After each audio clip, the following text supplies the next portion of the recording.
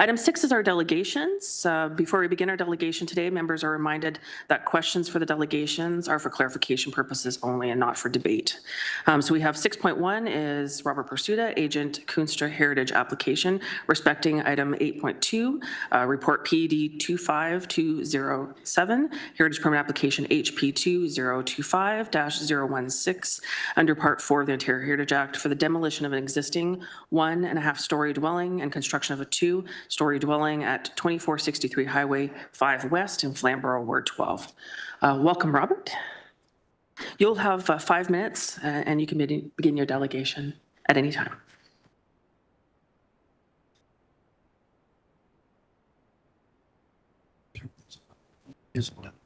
We're wired. Okay, thank you. Get my stuff down here. Well, thank you for the opportunity, Madam Chair, members of the Heritage Committee, Councillor Kretsch, and staff here that are here.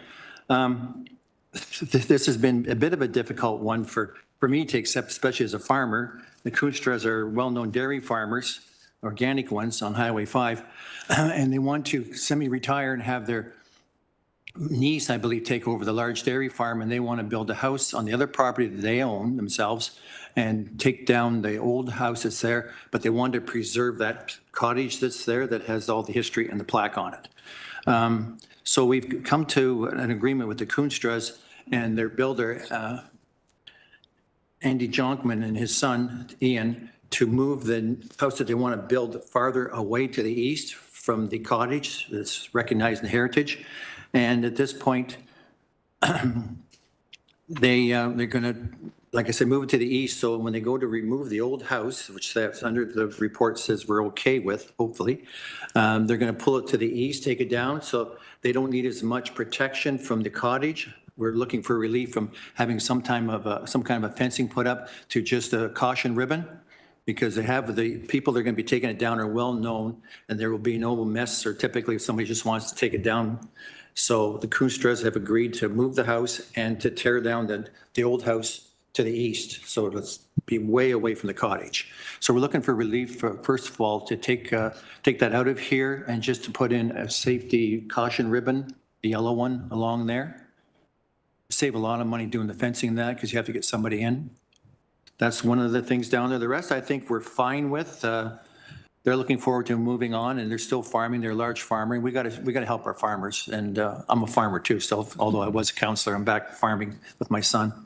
And it's important for the farming community and for the city of Hamilton to show support for our farmers out there. So I'll leave it at that. I don't know. Susan Fielding and I work together, and she's here too with me. We're partners in our little consulting company. You have anything to say, Susan? Or no, I think you said it all. You're good? Okay. All right. Thank you, committee. Thank you, Chair. Thank you very much for that. Do we have any questions of our delegate? So I see Graham and Councillor, did you have your hand up as well? Okay. Thanks for coming in today. I was on the permit review subcommittee that reviewed that, and I don't really see a big problem with tearing that house down personally, but if staff recommends that some kind of fencing, even if it's just snow fencing or something to catch the possible falling debris to help protect the cottage to be there, I'm going to go with their recommendation that the fencing go up just alongside the cottage to make sure you protect it from debris. I don't think they want an elaborate 10-foot tall fence that's going to stop boulders coming down. I think it's just some kind of fencing just to help protect the building. But I saw the plans. I think it's going to be good as long as that retaining wall doesn't get as close to the foundation as it was on the print, which you said you moved it away farther, so I don't see it being an issue. But that's just my little comment. Thank you.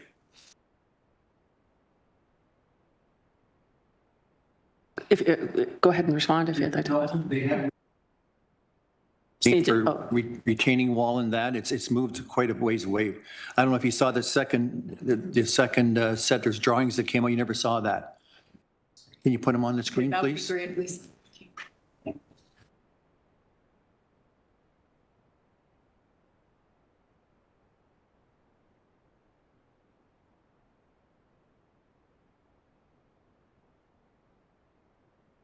Sorry, folks. So through the chair, this is the updated drawings. So previously, the distance between the proposed house and the existing heritage house was closer to 5 meters, and it now shows as 9 meters.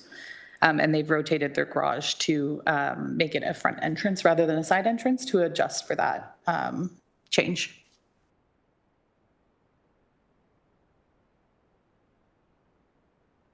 And also share, sorry. So that helps you, Mayor? Oh, yeah. Councillor Kretsch, you're next, and Lynn, I saw your hand was up as well. Yeah, my question was about the same thing. I just wanted to get more of an explanation from you about it. You kind of went through quickly of saying, you know, we don't want to have to put up a fence, and I wanted just to get a sense of if you could walk me through in detail why you didn't think it was necessary. But I think we just went through that by looking at the drawing. I have the drawing here, and so I just wanted to understand, because you said you'd moved, you kept saying you'd moved things, and so I just wanted to understand what that was, but I think we went over that, so I don't have any further questions, but thank you very much. Okay, thank you, Councillor. Lynn, go ahead.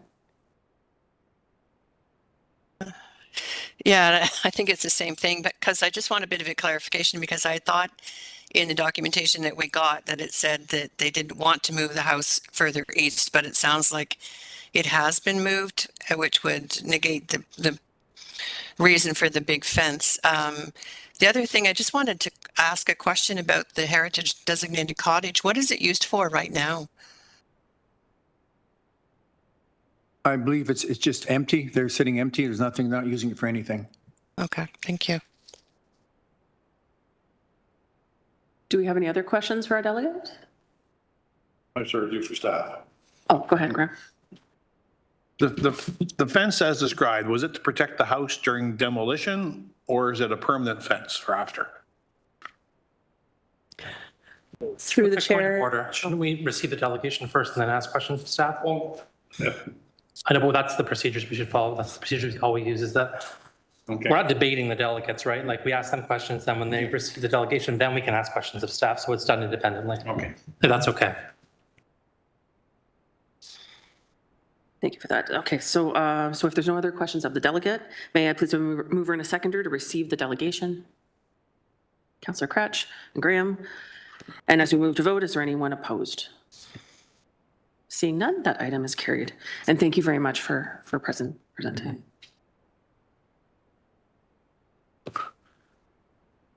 So clarification then, do we still have to put the fence up even though it's moved farther away?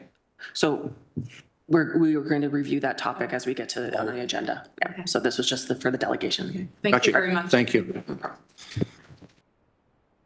Okay, so Graham will hold your question until we Yes. get to.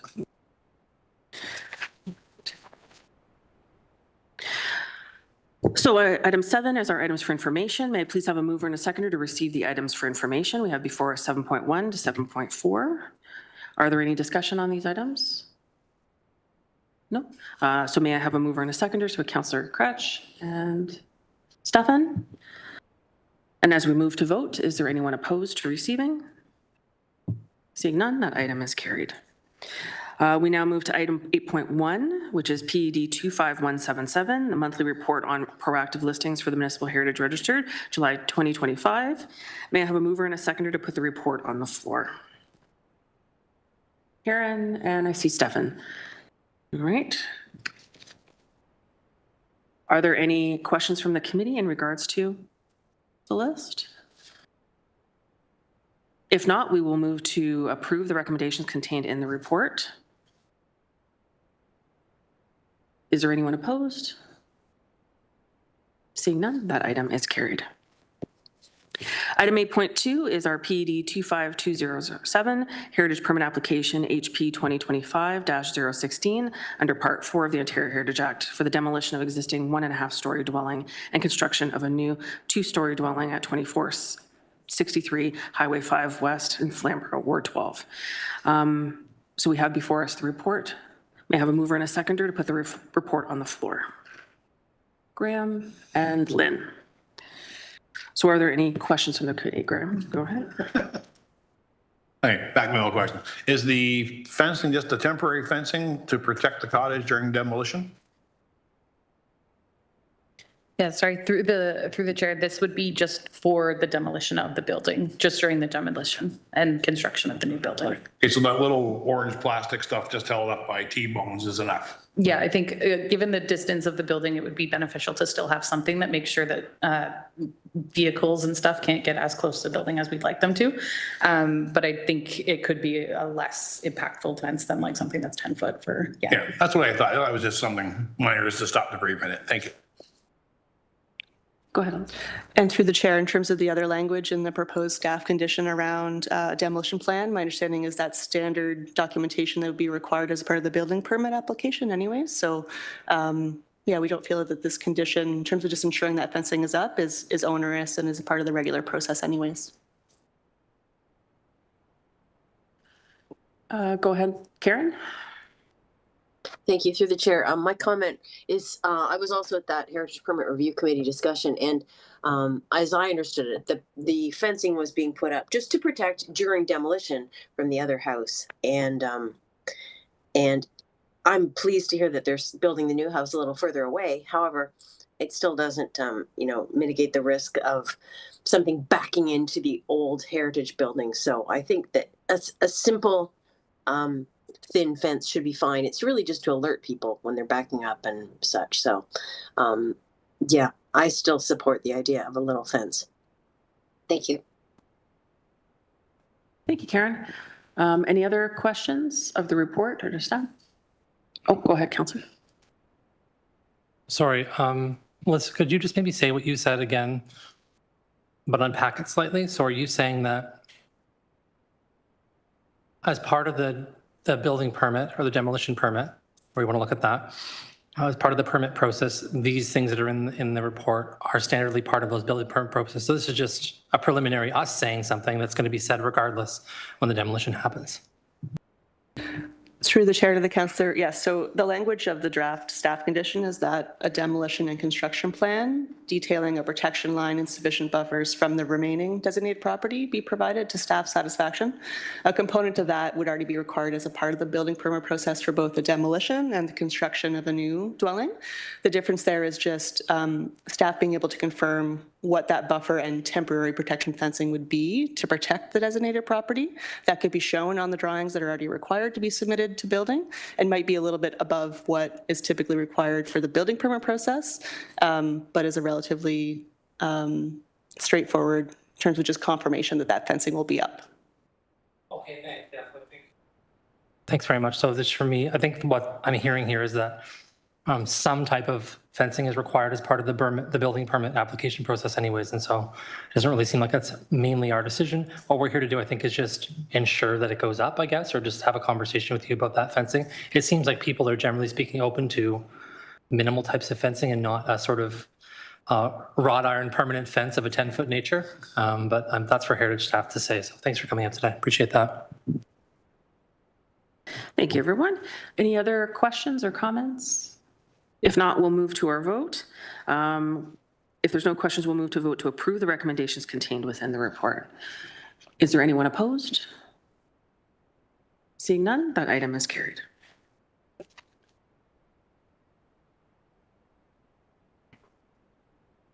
So thank you again for presenting. Item 8.3, PAD 25208 is the Heritage Permit Application HP 2025-017 under Part 5 of the Ontario Heritage Act for the construction of a detached accessory building at 3 Union Street, Flamborough in Ward 15. May I have a mover and a seconder to put the report on the floor? Graham and Lynn. So we have before us the report. Are there any questions from the committee? Graham? Since we took this item under consideration at the Heritage Permit Review Subcommittee, I was talking to Lynn, and we found out that the bottom of that shed may actually have been the blacksmith shop that was moved onto the property. Have you found any oh, it's not? Oh, okay, there we go. I didn't get a chance to talk to Lynn before today, so I will draw that comment and just continue on. Thank you, Graham. Any other questions or comments? Seeing none, as we move to vote to approve the recommendations contained within the report, is there anyone opposed? Seeing none, that item is carried. Item 8.2 is our heritage permit application HP 2025-021 under Part 4 of the Ontario Heritage Act for the demolition of the powerhouse and trades buildings at 290 Fennel Avenue West in Hamilton and Ward 8. May I have a mover and a seconder to put the report on the floor?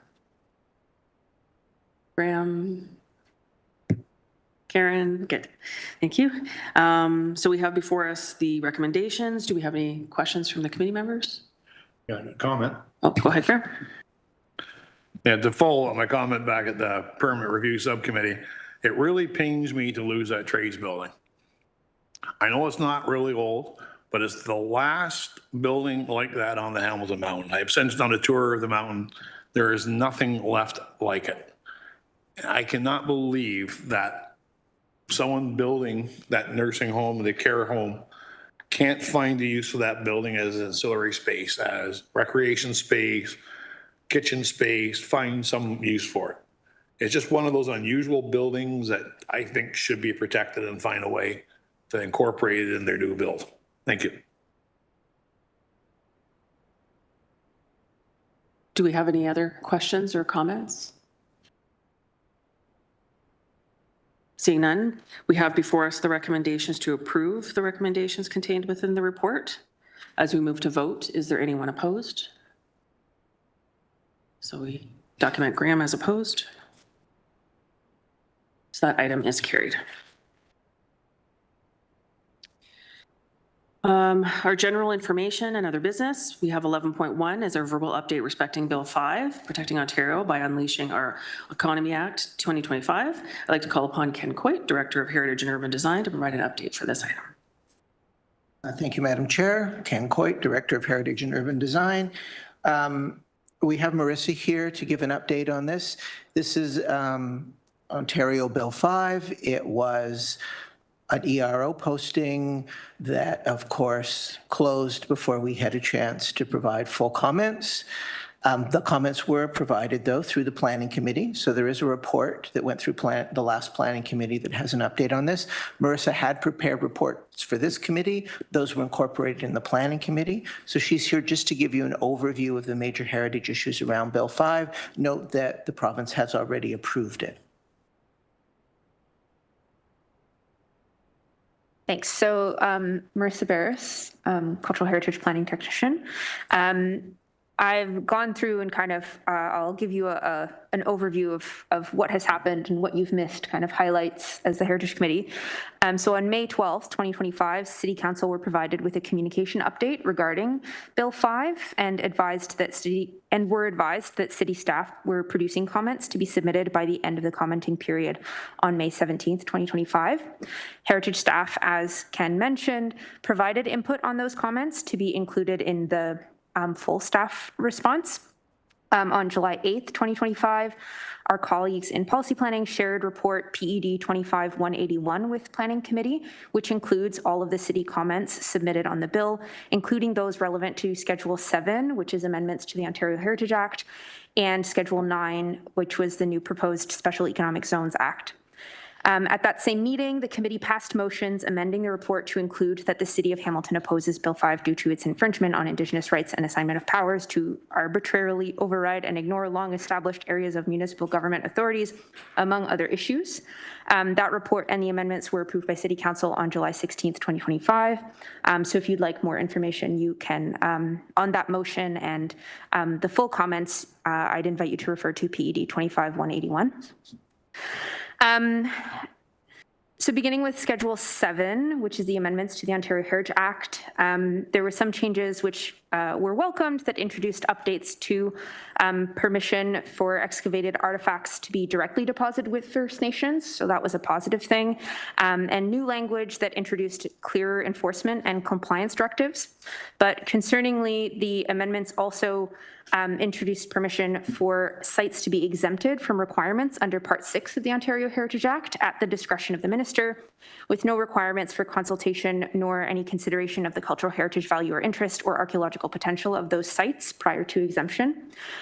The full impact of those amendments is still unclear. For example, it doesn't seem that there's any specification as to whether or not properties designated under Part 4 or 5 would also be able to be exempted from Part 6 using those amendments. And then moving on to Schedule 9, the Special Economic Zones Act. Key facts for this community include that this new act permits for designated projects or sites and trusted proponents to be exempt from any provincial legislation as directed by the Lieutenant Governor and Council. There's very little definition or direction included in the act on what qualifies a project, site, or proponent to obtain this special status, and there's no requirements to consult with affected municipalities, First Nations, community stakeholders, or subject matter experts prior to assigning an exemption. Specifically with respect to archaeological resources, staff have noted that archaeological assessments are a core feature of First Nations engagement. So if site alteration occurs without archaeological assessment, there's a risk for Indigenous historical sites to be found during construction rather than prior to being disturbed, and further risk that they may be completely destroyed. This also applies to historic sites, historic European sites. Further, without any clear limitations to exemptions, there's a risk for properties and assets with cultural heritage value or interest, including those which are designated or registered under Parts 4, 5, or 6 of the Ontario Heritage Act, to have their legal protections exempted. Without more information or detail, it's difficult to fully understand the impacts, but as worded, there doesn't seem to be anything that would limit authorities from exempting properties from the Heritage Act as a whole, including designations. And that's it.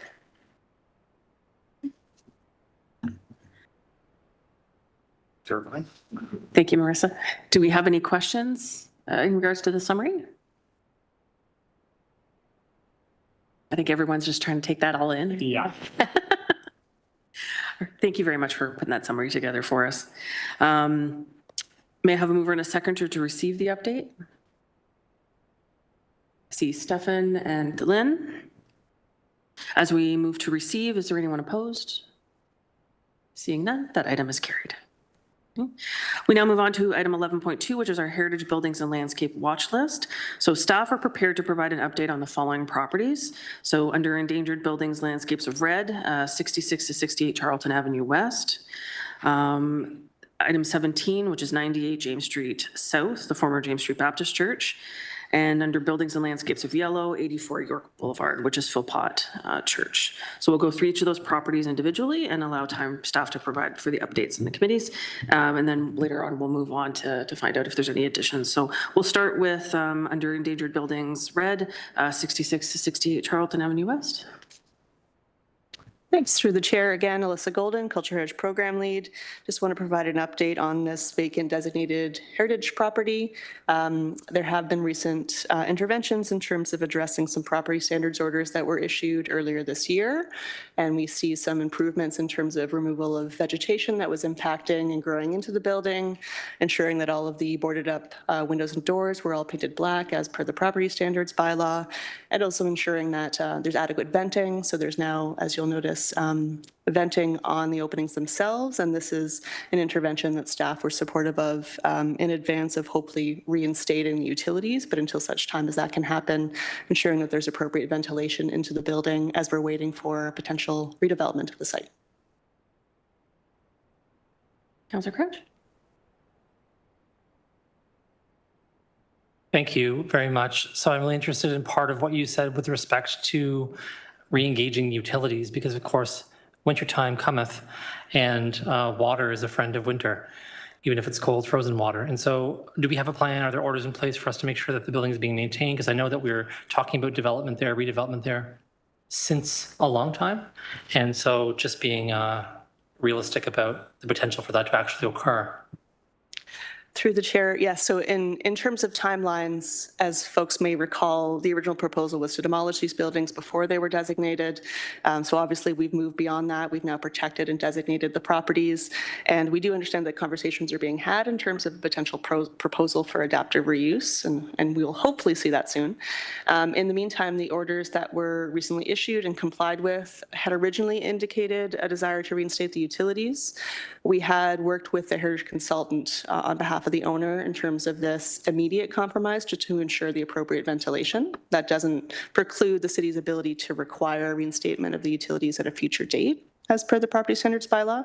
But in terms of the concerns about water infiltration, part of the order also did include ensuring that all the roof was functioning properly and the downspouts and eaves were all cleaned of debris. So that will help mitigate any potential ice damming and other issues that might occur in the winter if we don't have utilities reinstated by then. Thanks, that's reassuring. I appreciate that. Do we have any other questions in regards to that property? If not, we'll move on to 98 James Street South, former James Street Baptist. Yeah, through the chair again. So as folks may have seen, we have seen some progress on the site. Similarly, there were some property standards orders that were aligned with the expectations already laid out in the current heritage permit in terms of the conditions for clearing and leveling the rear of the site where the former part of the church had been demolished and the debris was still piled. So that clearing and leveling has taken place. As well, the initial stabilization of the church has taken place.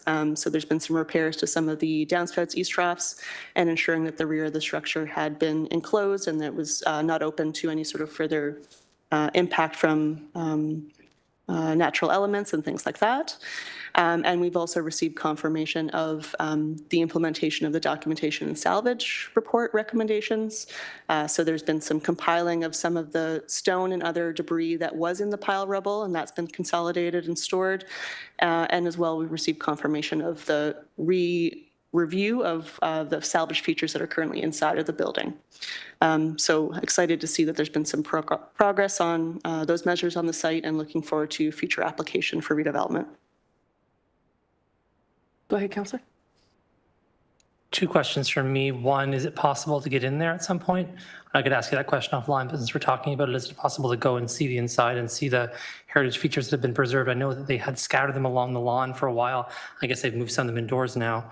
And I'm wondering if they've figured out a way to get in and out of the site in a more reasonable way. At one time, it was cumbersome to get in and out of the site. As I require, there wasn't like a hinged door. It was some other kind of a scenario. Through the chair, just to clarify in terms of the salvage features, so there are certain elements that as a part of the previous demolition, partial demolition and deconstruction had been salvaged appropriately and were being stored inside. That has not changed. They've just been reassessed to determine the state that they're in and make sure that they're being cared for properly. There was the one window that was too large to obviously store inside the building that had been stored at the rear of the site, but was leaning before that freak windstorm had happened however many years ago. That had been damaged, so that has now been cleared. It was not salvageable. And then the remainder of the debris that has been collected that could be used for some sort of restoration or interpretation work in the future, that was sort of a bonus beyond what had already been salvaged, but that's now been sort of collected and stored. So to the question about entering the building, that's certainly something that we can ask the current owners if that's something we can coordinate. And as staff have reported previously, there had been a fire inside the church, but there is a temporary platform that was built last year to ensure that we could not just staff in terms of municipal law enforcement and building inspections, but also the consultants who are working with the owners who are doing regular monitoring can easily access the interior of the building. So it should be safely accessible, and happy to facilitate a conversation with the owner in terms of trying to gain access. Thanks. My second question is more of an immediate ask. And I presume we're able to mobilize this ask, even though I know it's the summertime. They cleared most and graded most of the property, but rather conspicuously left a large and long line of very tall and aggressive sidewalk encumbering weeds on the fence line.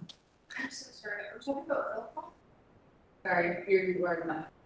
I'm sorry, we do not take comments from members of the public. It's just for committee and staff to discuss. You'd have to be registered as a delegation to speak at the meeting. Thank you. So we're speaking about 98 James Street South and the church just over here, just to clarify. And yeah, so there's a long and persistent line of very tall weeds that are there. Our staff has written in and asked about this already a couple of times. And so just walked past it again today and knew I was coming here. So thought like, can we just have that immediately dealt with? I don't really care whose responsibility it is, meaning like we can go through the municipal law enforcement thing where they can gain compliance and we can, it's really just quick activity. If I owned a weed whacker, I would just walk by and do it myself, frankly. But I'm leaving. You know what? I'm gonna, first of all, okay, excuse me. Second of all, I'll leave the meeting. I understand, Lisa, but you're on edge because you came up. I'm gonna actually pay for it out of pocket. That was me happen. And just relax. No, you're like on edge. Just relax. Excuse me. No, there's everything. Please. Not a big deal. I just wanted to know the address. And Karen, you're doing a very good job. I'll say. Next time I'm here, I'll be don't get.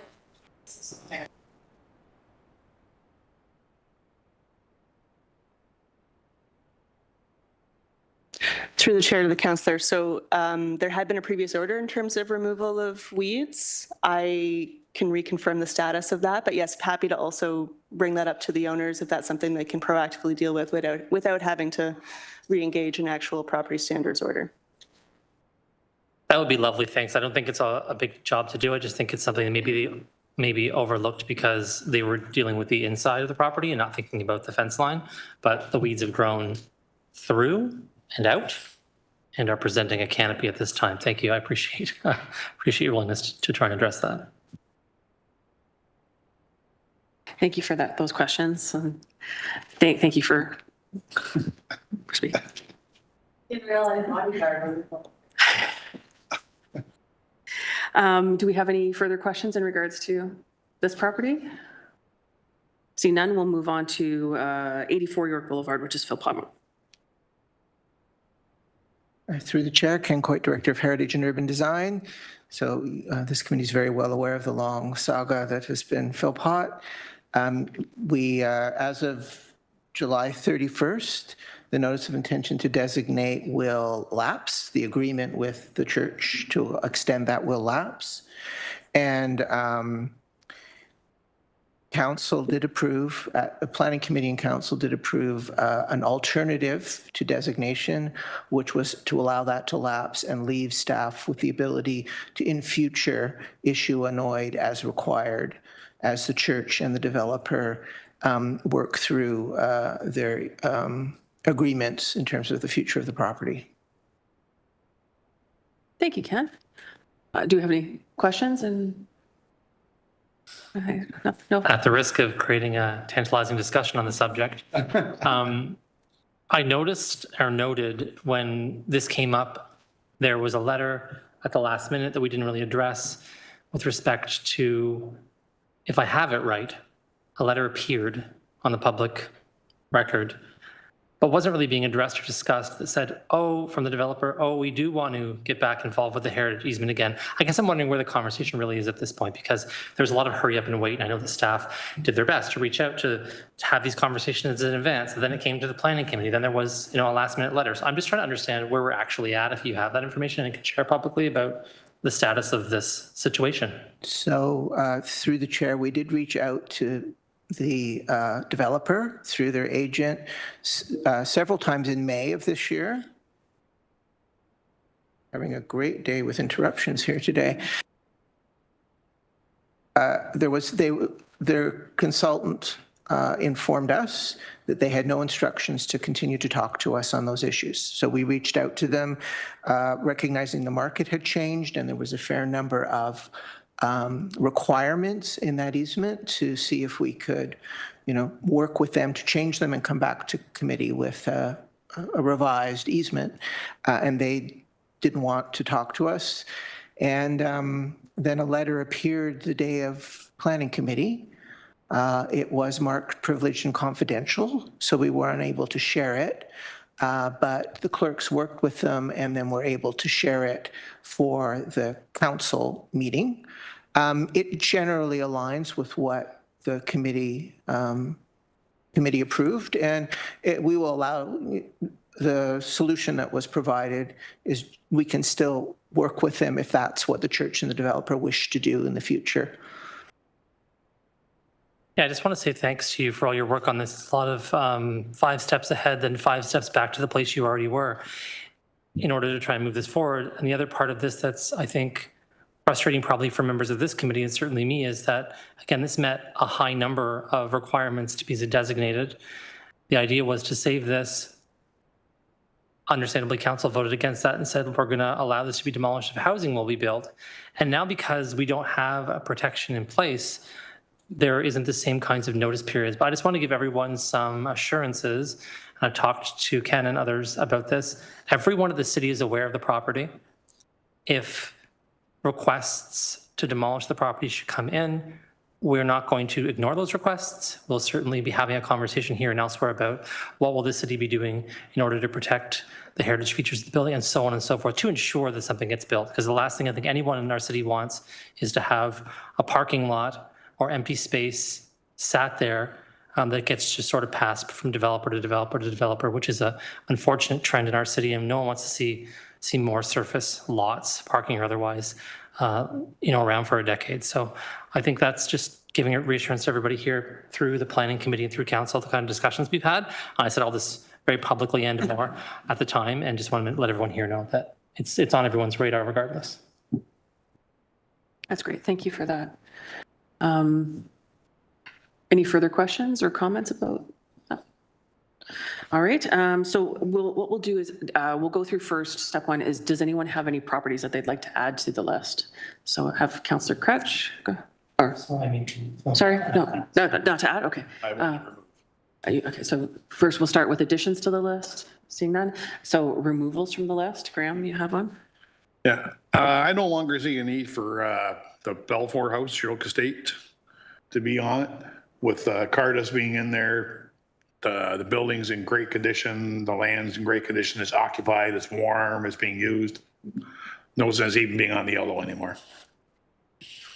If you could just give the property address just for at least. 1 Belfour. All right, so we have that recommendation put forward by Graham. If we don't have any discussion, do we have a seconder for that item to remove from the list? I see Karen. And if we move to vote for removal of that property on our list, is there anyone opposed? Seeing none, that item is carried. Are there any other removal recommendations from the list? Now we'll move to updates. Does anyone have an update on properties that they'd like to do? So Councillor Crouch, and do we have any other? I see Karen, and Graham. Okay, so go ahead, Councillor. Mine are more questions for staff if it's okay, which I think is the same thing, right? So a number, sadly, here to ask about. So first up, I want to ask more about the building that Stefan's monitoring, which is in Ward 2, 80 to 92 Barton Street East, former Hanrahan Hotel. I just have not physically gone by it recently, and I know that there were some longstanding issues of open windows. I know we talked about that previously. Do you know where that's at? Has that been dealt with? Through the chair, I don't have an immediate update. I know it was recently reviewed and there was a discussion between municipal law enforcement and building as terms of where things are at, because the disconnect was there were active permits, so technically it's not a vacant building. But staff can take a look at that and have an update for the next meeting and also provide it electronically to you. Yeah, if you would have an update for the next meeting, I'd really appreciate knowing exactly what's being done there, just to make sure that it's, because again, I'm mindful that things take time and the winter is approaching. There's 2 other buildings here that I wanted to ask about. Specifically, give me 1 second, sorry, I'm just going down here. Yeah, 134 Cannon Street is the Cannon Knitting Mill. So I guess what I'm asking, it would be good to have some information at our next meeting as well about that. From the understanding I have at the moment, I'm not really sure I understand at this point in time exactly what we're doing with that building, if we've been there, if we've looked at it. I know that the owner has had it open for various tours and things like that, so we've had access, I think, to see in there if we wish to, and also to understand better what our obligations are with respect to the property as it's on Mary Street. So I know it fronts onto Cannon Street, and it's a series of buildings in a kind of way. There's some older portions and newer portions. There's an alley on one side, and then there's the back that faces the skate park, and then there's this section down Mary Street. This may not be for us, but I just think it's important, it's a heritage property, to consider. There's a lot of individuals who are loitering on or next to or adjacent to the building. There's been a lot of concern, especially again, as we get closer to colder weather, about fires being set adjacent to the building. And as far as I can tell, based on my conversations with other staff, in a little bit of a rarer situation, I believe the property lot line goes right to the sidewalk, meaning that we don't have a right-of-way portion past the sidewalk on this property. That being said, that's why I'm reaching out through this forum. I think it'd be good to hear back about what we can do possibly to fence part of that area to protect the building. We just talked a minute ago about trying to protect heritage buildings from things that are happening. If we regularly know that there are issues here, we regularly know fires or other kinds of hazards are occurring in this area, and we're informed of that. I think we ought to do something to try and protect at least the side that's exposed, that's causing that issue. The alleyway there is a wide area. It's abutting a residential area, and there are lots of folks in the residential area who watch that. I haven't heard of, I could be wrong, but I haven't heard of a lot of fires being set in the alleyway specifically. The skate park part is very publicly visible. The part that's not visible is that section all along Mary Street, right? So it is often folks who are accessing services at the Good Shepherd will sometimes just remain there if they can't get access to the services of the Good Shepherd. And so the crisis kind of waiting or queuing area, sometimes people stay there for a very long time. And I know that we have municipal law enforcement who are dealing with that aspect of it, but there's still a hazard condition, right? From the fact that I'm very worried actually because of the nature of the contaminants in the site, all the kind of stuff there. It's a more than regular flammable kind of building in my opinion, simply because of the nature of the kinds of stuff that's in there. I've been on a couple of tours and seen it. And so I just worry about the fire risk, and if there's something from a heritage perspective we can do to protect it. So if you wouldn't mind coming back at our next meeting and just letting me know if it is, and if this isn't the forum, then maybe somewhere else is, but I think we should move it forward at this point. My last one is 54 to 56 Hess Street South. And so again, you may not have answers for these things, and that's okay. I know that right now we have a number of orders in place there. We have some new orders in place there. And just being very transparent, the owners of the property have reached out to me to ask me a bunch of questions about which I'm not really qualified to answer. I currently have staff answering a variety of different kinds of questions, some about heritage things, some about other kinds of things. And so I just wondered if it might be useful to have an update about that at the next meeting, about like what the status is, because I think what happened is there were some orders were dealt with, some new orders are coming forth. Some of them are repetitive orders with slight language changes. And I'll be honest with you, the nuance is a little lost on me. I did a little bit of comparison, and as a reader even, I was just like, I don't really quite see the difference between some of these things. So if it's satisfied, how is it appearing again? So maybe if you have some answers now, but even at the next meeting, also hearing about that. Yeah, through the chair, as an initial update. So I believe in terms of the confusion around the different orders, there have been orders previously in terms of the Ontario Building Code and building orders for safety, orders to comply. And there have also been property standards orders and the property standards bylaw for general property maintenance and upkeep.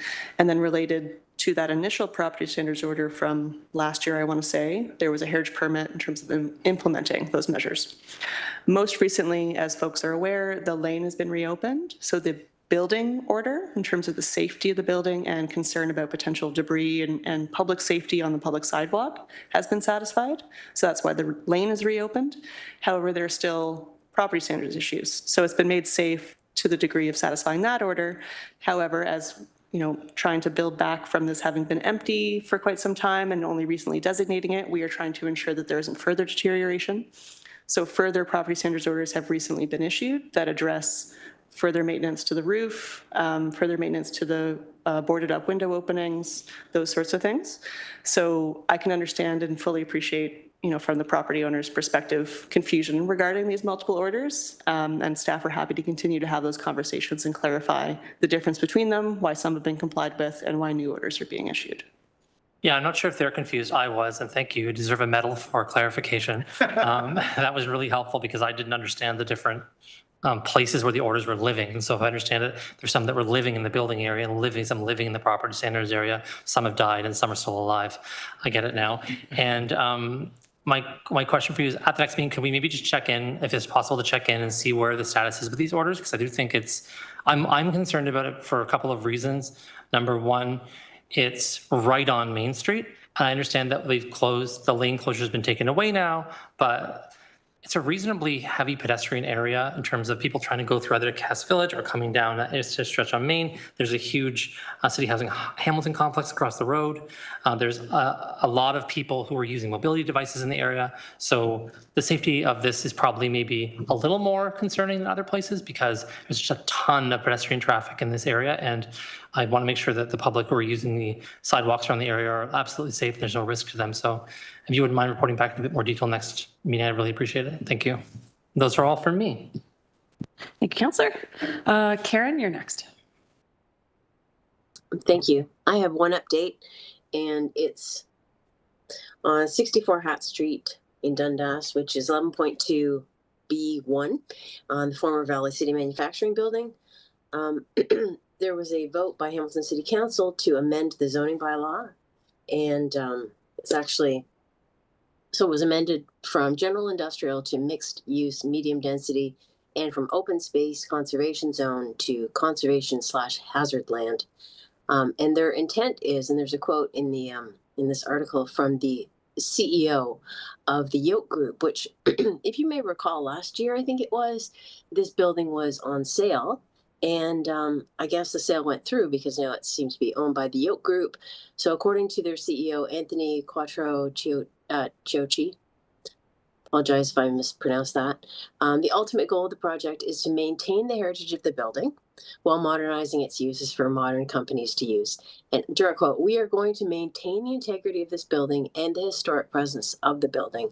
There are no plans to demo anything. Everything's staying the same. We're pro-heritage," he said, noting that the Yoke Group, which is the owner, previously developed Treble Hall in Hamilton. So I think that's very positive.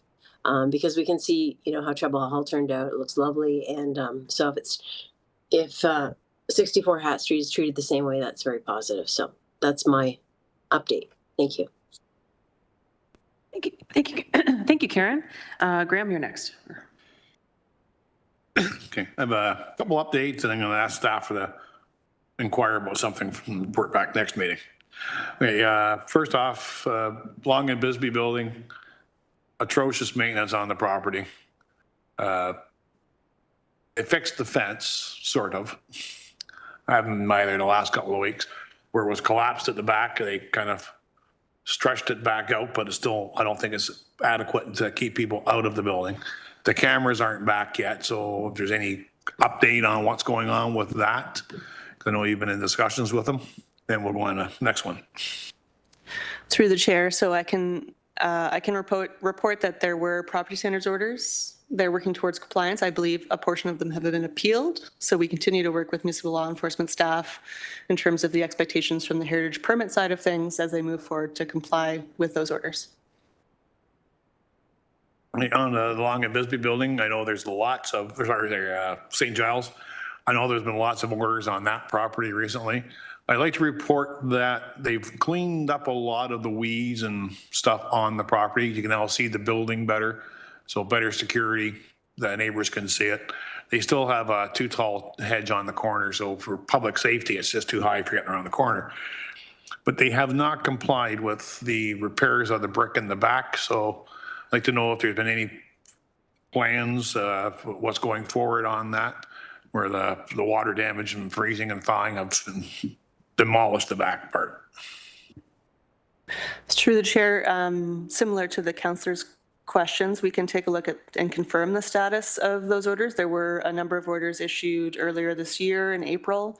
As you mentioned, some of them been complied with, but staff would just need to confirm whether there were any appeals of those and where the status of those are, because they would need to follow the proper process before the city would be able to step in if the owner isn't going to take action to remedy those issues. Yeah, and I was there today. The one window on the west side has been open far too far for venting. It's flat, so when the heavy rains like we had yesterday, that rain can now get in the building. It should be more like an awning, right? Like the windows that can go back and forth tilt. They should close it quite a bit so they can at least get the venting, but at the same time not allow rain to get into the building. Through the chair, just for clarification, is that on the original church portion, the Sunday school portion? That's on the sanctuary. Okay, thanks. There's a stained glass window as well, little one. And now I'd like to hear anything back next meeting if possible about 711 Concession Street, the Mountain Hospital. I've seen online where the hospital's been asking for people to comment and sign a petition to allow them to demolish our heritage. I kind of like to make sure that doesn't happen and work with the hospital to save what we possibly can of that original beautiful, lovely building that you can see from the whole downtown. This is one of these structures you want to save. Thank you. Through the chair, I'll just note, so that property is on the register, city-owned, operated by Hamilton Health Sciences. It is on our list of high priorities to review for designation, and right now there aren't any active planning applications for redevelopment. Anything else, Graham? Not good? Okay. Thank you for those updates. Do we have any other property updates before we close out that item? If not, may I have a mover and a seconder to receive the updates? See Stefan and Karen. As we move to vote, is there anyone opposed to receiving? Seeing none, that item is carried. And then finally, we have, are there any updates from staff? Yes, through the chair, with mixed emotions, I'd like to announce that Marissa Barris will be leaving. It's been a pleasure working with her. She's done amazing work with us over the last year and a half as one of our cultural heritage planning technicians. She has a very exciting opportunity in the private sector, and her last day with us will be August 8th. I guess we'll be happy for you. No, you will be. I'm not going to be. Well, we're very sad to see you leave, but very happy that you've got an opportunity to, the work that you've done has been fantastic, and I really do appreciate all that you've done for us in heritage planning. Thank you, Marissa. And I'll also say I strongly encourage, if there's opportunity for the Heritage Conference, to potentially present on some of the designation work she's done with us in terms of moving the needle, like the 2 Hat Street and the 54 Keene designation. So hopefully she'll be back soon. Through the chair. You can't get rid of me that easy. I think we'll find you. The city's not that big. We'll find you. Any other updates? Maybe I don't want any other updates. No. So if there's no other updates, and there's no further business, the Hamilton Municipal Heritage Committee is now adjourned at 12:56. Our next meeting will be August 22nd, 2025 at 12 o'clock. Great. Thank you, everyone, and enjoy the rest of the summer. Can I ask Melissa Golden a question? It's nothing to do with the meeting.